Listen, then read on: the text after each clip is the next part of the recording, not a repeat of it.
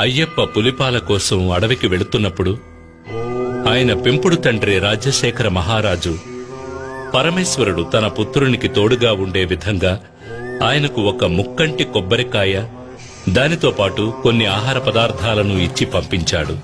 దానిని అయ్యప్ప ఇరుముడులుగా కట్టి తనతో తీసుకువెళ్లాడు. దాని తాత్పర్యమే మనం తీసుకువెళ్లే ఇరుముడులు. ఇరుముడి అనేది నేతగుడ్డతో కుట్టబడిన 2 భాగాలుగా ఉండే సంచి. భక్తులు భక్తితో తలపై మోసుకు వెళ్లే ఇరుముడిలోని ముందు భాగంలో పసుపు, కుంకుమ, వడ్లు, అటుకులు, మాళిగ పొరతో అమ్మకు దీపం వెలిగించేందుకు వత్తి, నూనె, తర్వాత ముఖ్యమైన కానుకైన నేతి కొబ్బరికాయ, అంటే అయ్యప్పకు అత్యంత ప్రియమైన నైవేద్య పదార్థమైన ముక్కంటి కొబ్బరికాయను తీసుకుని ఒక కంటికి రంధ్రం చేసి అందులో ఉన్న నీటిని తొలగించి తర్వాత కొబ్బరికాయను స్వచ్ఛమైన నేతితో నింపి తీసుకువెళ్లేదే నేతి కొబ్బరికాయ. అయ్యప్ప హరిహరుల సంగమంతో జన్మించినవాడు. ఈ తత్వాన్ని నేతి కొబ్బరికాయ తెలియజేస్తుంది.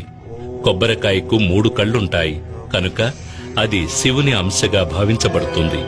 మహాలక్ష్మి శ్రీపతి హృదయంలో నివసిస్తుంది. ఆ విధంగా గోవు అంశ అయిన లక్ష్మీదేవిని తన హృదయంలో నిలుపుకున్న మహావిష్ణువుని అయ్యప్ప తల్లి అయిన మోహిని అవతారానికి ఆవు నెయ్యి ప్రతినిధి అవుతుంది. కనుక కొబ్బరికాయ, అందులో నింపబడిన నెయ్యి శివునికి విష్ణువుకి ప్రతిరూపాలు. తన తల్లిదండ్రులను గుర్తు చేసే ఈ ప్రసాదాన్ని స్వామికి నివేదించడం వల్ల ఆయన ఎంతో సంతోషిస్తాడు, భక్తులను అనుగ్రహిస్తాడు. ఇరుముడిలోని వెనుక భాగంలో పసుపు, బియ్యం, పప్పు, బెల్లం వంటి పదార్థాలు ఉంటాయి. అడవి మార్గంలో నడిచి వెళ్లే భక్తులు ఈ పదార్థాలతో దారిలో వంట చేసుకుని తిని ఆకలి తీరిన తర్వాత ప్రయాణాన్ని కొనసాగించడానికి ఇరుముడిలో బియ్యం, పప్పు వంటి పదార్థాలు తీసుకువెళ్లాలి. అయ్యప్ప దర్శనార్థం వెళ్లే భక్తులు తల మీద మోసుకు వెళ్లే పదార్థాలు ప్రయాణంలో కొద్ది కొద్దిగా తరుగుతున్నట్టు వారి అహంకారం కూడా తరిగిపోవాలి. వారిలోని అహంకారం, పొగరు, కోపం, ద్వేషం, అసూయ వంటి దుర్గుణాలు అన్నీ వారిని వదిలి వెళ్లిపోవాలి.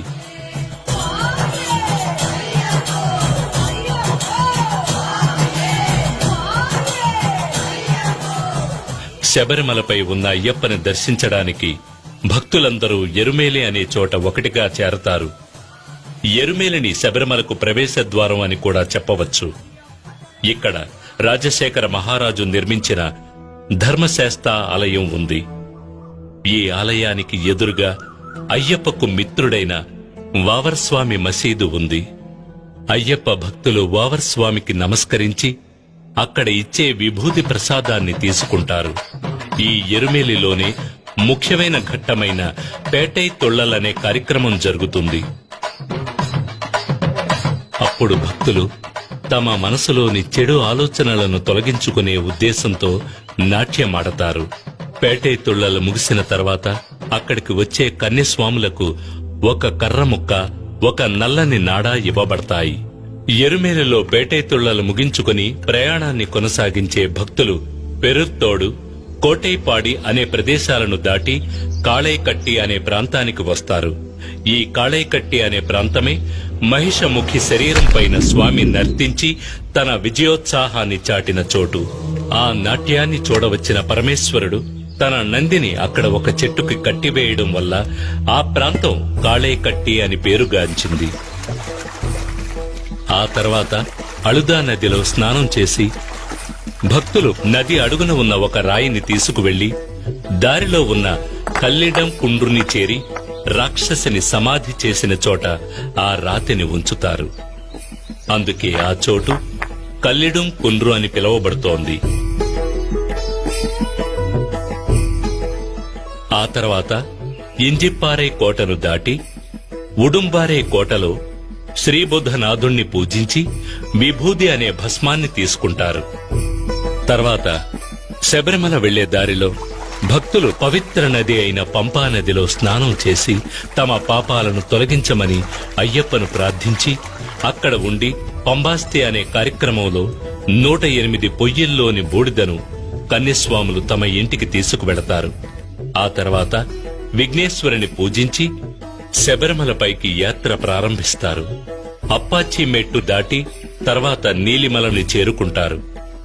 ఆ తర్వాత శబరి పీఠాన్ని దాటి మహిషముఖి కోసమే సరంకుత్తి అనే చోట ఉన్న మర్రి చెట్టుకి కన్యస్వాములు తీసుకువెళ్లిన కర్రముక్కను గుచ్చి నల్లని నాడాని వేసి నమస్కరిస్తారు. ఇది కన్యస్వామి రాకను నిర్ధారించే కార్యక్రమం. అది చూసిన లీలావతి నిట్టూర్పు విడిచి తరువాతి సంవత్సరం కోసం ఎదురు చూస్తుంది. శబరిమలలో ప్రకటించే తత్వమసి విశ్వసాగోదీయం అని తెలియజేసే మహామంత్రం, ఆరాధనామూర్తి, ఆరాధకులు ఎంతో దేదీప్యమాన స్వామిగా కనిపించే దృశ్యం అత్యద్భుతమైన దృశ్యం. అడవి పువ్వులు, జలపాతాలు ప్రకృతి అందించిన వరప్రసాదాలు.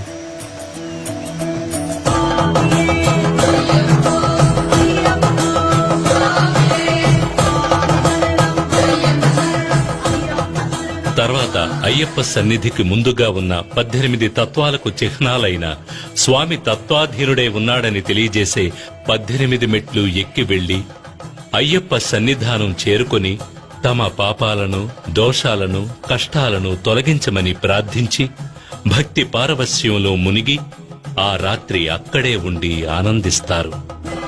మరునాడు ఉదయం అయ్యప్పకు నెయ్యి అభిషేకం చేసి మాళిగపురత్తు అమ్మని దర్శించి తాము చేసిన పాపాలను తొలగించమని వేడుకుంటారు. మకర దీప పూజకి ముందు అయ్యప్ప స్వామి బంగారు ఆభరణాల పెట్టెను పందల రాజ్యం నుండి శబరిమలకు తీసుకువెళ్లేటప్పుడు ఆకాశంలో ఆభరణాల పెట్టెకు మార్గదర్శిగా గరుడు వెళ్లడం అనేది ఆశ్చర్యకరమైన విషయం. అయ్యప్ప యొక్క ప్రత్యేక అంశం బ్రహ్మచర్యాన్ని పాటించి వచ్చే భక్తులను అనుగ్రహించడం. అందుచేత 10 సంవత్సరాలు దాటిన ఆడపిల్లలు, 50 సంవత్సరాలలోపు మహిళలు అయ్యప్ప దర్శనం కోసం శబరిమలకు వెళ్లకూడదు. మండల పూజ ముగిసిన తర్వాత మకర దీప పూజ ప్రారంభమై మకర దీప పూజ ముగిసే నాడు మకర సంక్రాంతి పూజ జరుగుతుంది. ఆ సమయంలో తనని దర్శించుకోవడానికి వచ్చే భక్తులకు ఆకాశంలో ఉత్తర నక్షత్రముగా స్వామి అయ్యప్ప కనిపిస్తాడు.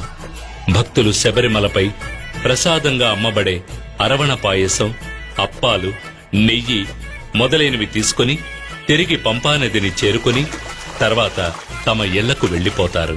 తమ ఇంటిలో తాము తీసుకువచ్చిన పూజా సామగ్రిని పూజగదిలో పెట్టి అయ్యప్పని మనసారా ప్రార్థించి గురుస్వామి సహాయంతో మాలను తీసివేసి దీక్షను ముగిస్తారు.